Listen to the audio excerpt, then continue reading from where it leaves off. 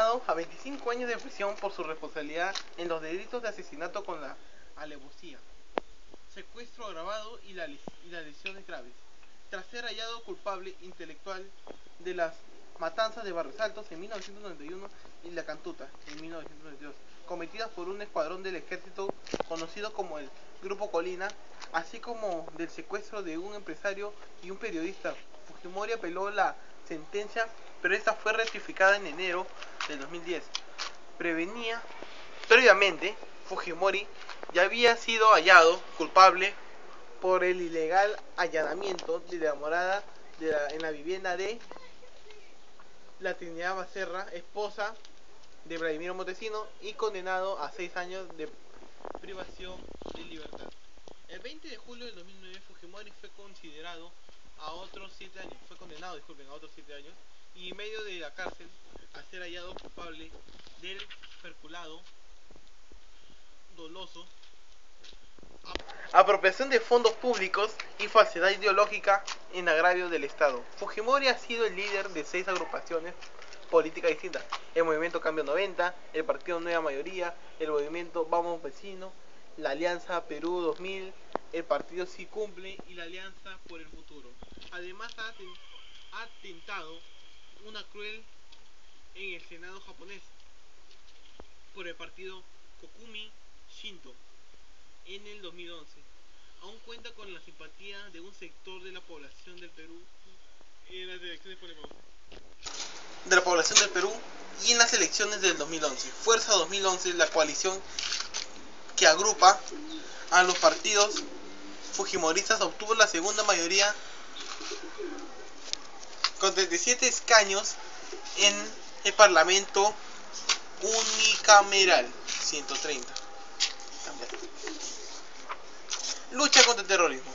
Cuando hablamos de la lucha contra el terrorismo, hablamos de los inicios de su gobierno. Tuvo lugar en una intensa campaña de atentados terroristas de la organización maoísta Sendero Luminoso, que en el campo empezaba a tener serios reveses en su guerra contra el Estado, y en menor medida del movimiento revolucionario guevarista EBRTA.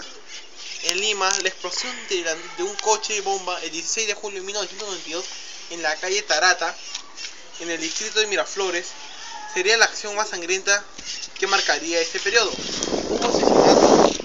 Hubo asimismo actos de violencia relacionados con la represión estatal y graves violaciones a los derechos humanos. En diciembre de 1991 ocurrió la masacre de los Barrios Altos, en que fueron asesinados 15 personas, y en julio de 1992 tuvo el lugar del asesinato de 9 alumnos y un profesor de la Universidad Nacional de Educación, Enrique Guzmán y Valle. La Cantuta. Estas acciones fueron llevadas a cabo por el Grupo Colina. Escuadrón de la Muerte, que renunció durante aquellos años como un grupo paramilitar, fundamentalmente en el combate contra posibles miembros de la organización terrorista Sendero Luminoso. Las acciones de los servicios de inteligencia de la Marina, Ejército y Policía Nacional del Perú, combinadas con el autoorganizadas milicias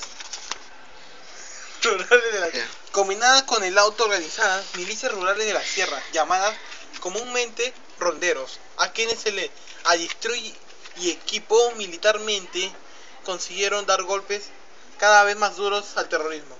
En julio de 1992 se logró la captura de Víctor Polay Campos, líder del EBRTA. El 12 de septiembre se asestó un golpe decisivo al terrorismo. En esa fecha, la Dirección Nacional contra el Terrorismo, DINCOTE, dirigida por el coronel de la policía, Quetín Vidal, logró capturar pacíficamente a Abimael Guzmán, jefe del grupo terrorista Sendero Luminoso, quien pretendía establecer un régimen maoísta en el Perú, junto a varios miembros del comité central de la organización. Tras esto, Sendero Luminoso entró en un franco retroceso, en procesos del año que había quedado reducido y en pocos años había quedado reducido en unas pocas columnas localizadas en la selva alta peruana, sin representar ninguna amenaza importante. De esta forma se puso fin a una década de terrorismo de dicha organización. política económica. Durante el primer periodo de su gobierno, siguiendo las recomendaciones del Fondo Monetario Internacional FMI y contrario a lo que había prometido como candidato, aplicó una reestructuración de precios llamado shock, que permitió controlar la inflación, pero que provocó la devaluación de los salarios de la mayoría de la población. Asimismo, cambió la moneda actual al nuevo sol. Segundo gobierno, en el año 1995 al 2000. Reelección. Debido a que la nueva constitución política permitía la reelección presidencial, Fujimori pudo presentarse en las elecciones generales de 1995, siendo reelecto con el 64% de los votos, venciendo al ex secretario general de las Naciones Unidas, Javier Pérez de Cuellar. La crisis de los rehenes. A partir de diciembre de 1996, Fujimori se enfrentó a la llamada crisis de los rehenes, que sería la última gran acción terrorista que vio en Perú. El 17 de diciembre de 1996, 14 integrantes del movimiento revolucionario Tupac Amaru MRTA, liderados por el ex socialista sindicalista Néstor Serpa Cartolini, tomaron como rehenes a unas 800 personas pertenecientes a la jerarquía política y social peruana en la residencia del embajador de Japón en Perú. Muchas gracias. Este fue nuestro video de los años 80 y 90 acá con el compañero Geoffrey. Le decimos Carlos Morán. Apruébenos. Apruébenos.